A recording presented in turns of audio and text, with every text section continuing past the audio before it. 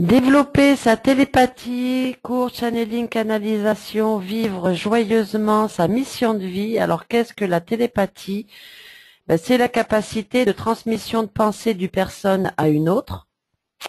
C'est la faculté d'émettre et de recevoir des informations, que ce soit en son, en image, en ressenti. Nous pouvons faire de la télépathie avec l'esprit d'un homme vivant ou décédé, d'un animal, de plantes. Également, nous pouvons recevoir des messages télépathiques de la part de nos guides. Et l'important, c'est la maîtrise du mental, parce que pour pouvoir développer notre télépathie, nous devons pouvoir maîtriser notre mental, déjà pour faire le tri entre les messages télépathiques et le moulinage de notre mental. D'où l'intérêt du cours numéro 2, qui vous permet de ralentir votre mental, de progressivement vous mettre en état de conscience modifié. Et c'est un cours et 6 étapes qui permettent énormément de développer votre télépathie. Quand on parle de channeling ou de canalisation, recevoir des messages de nos guides, de divers guides, c'est une forme de télépathie. Parce qu'on peut recevoir de façon auditive ou par image. Alors auditive, c'est la clairaudience, image, c'est de la clairvoyance, mais tout ça est rattaché à la télépathie.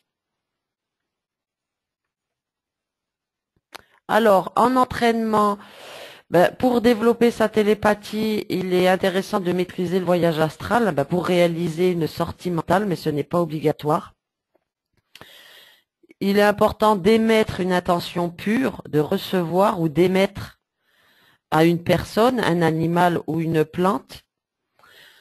Pour envoyer un message télépathique, moi je conseille d'abord de pratiquer de la respiration, de pratiquer les étapes du cours 2 pour augmenter vos vibrations, vous protéger et puis augmenter votre magnétisme et votre énergie.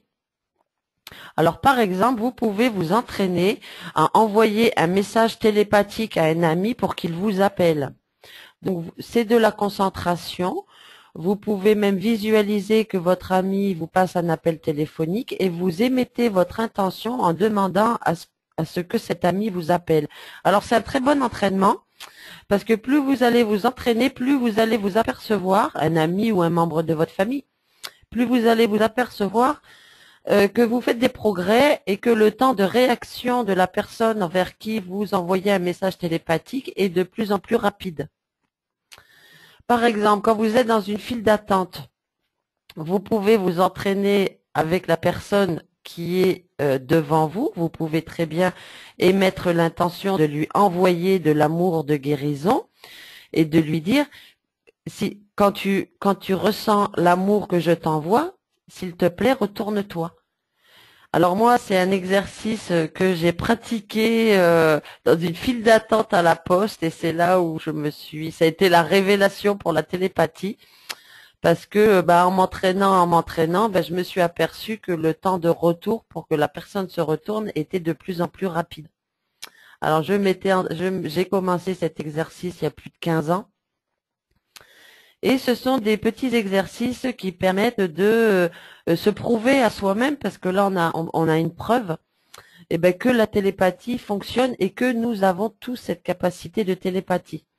Nous pouvons demander à notre animal, ça je m'amuse souvent avec mon chien, de faire de la télépathie avec lui.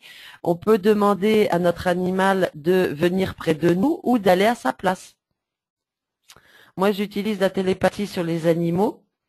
Même sur le chien de mon fils, quand il n'est pas à sa place, je lui envoie un message télépathique pour qu'il retourne à sa place et je m'aperçois que plus je m'entraîne, plus le temps de réaction est rapide, voire même instantané.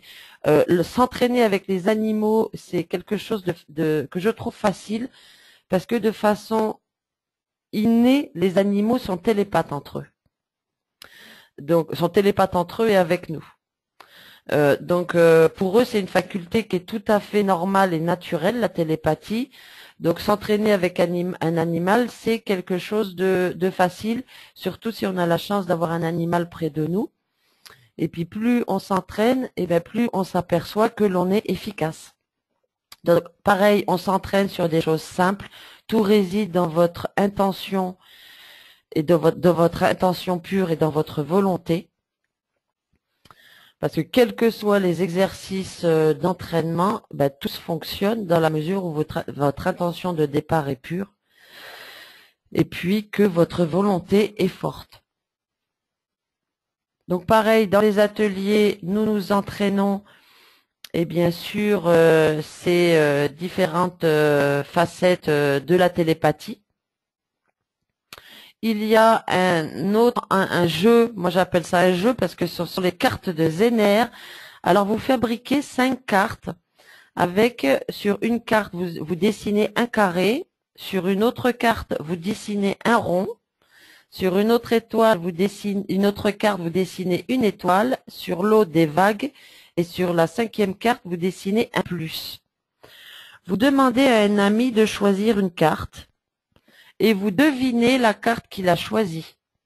Alors cet exercice peut se pratiquer à distance sur Skype par exemple.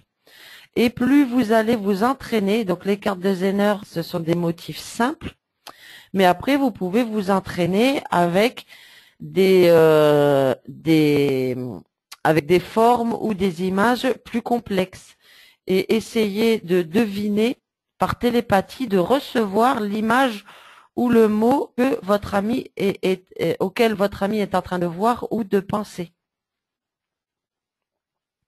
Donc n'hésitez pas, si vous avez besoin dans le groupe Facebook Vivre joyeusement sa mission de vie, de demander de l'aide aussi. Parce que si vous cherchez des gens avec qui vous entraînez, vous pouvez poster un message et demander aux gens qui suivent les cours comme vous, s'ils veulent s'entraîner avec vous.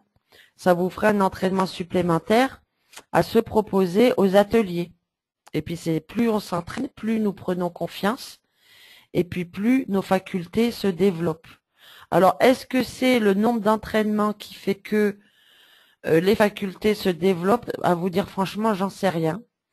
Parce que il y a des personnes qui développent leur capacité à vitesse éclair. Ça dépend aussi de leur parcours karmique, de s'ils avaient déjà développé leur capacité avant.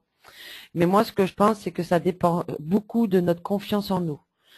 Du moment qu'on a pris confiance, les choses vont très très très vite. Souvent, quand on bloque et qu'on rame à développer nos capacités, c'est qu'en fait, soit on n'y croit pas, et quand on n'y croit pas, c'est qu'en fait, on pense souvent on n'est pas capable de développer ces capacités, alors que nous les avons tous en nous. Alors, comme je l'ai déjà dit dans les cours précédents, après le niveau de votre capacité dépend, vous, de votre propre nature.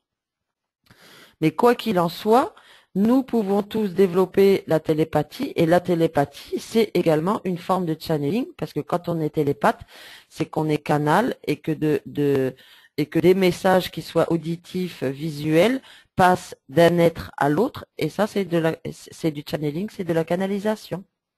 Donc entraînez-vous. Je vous invite aussi à partager avec moi vos résultats. Vous pouvez écrire des articles, des vidéos. Ça me fait toujours plaisir de voir à quel point vous avancez, vous progressez dans votre développement personnel spirituel.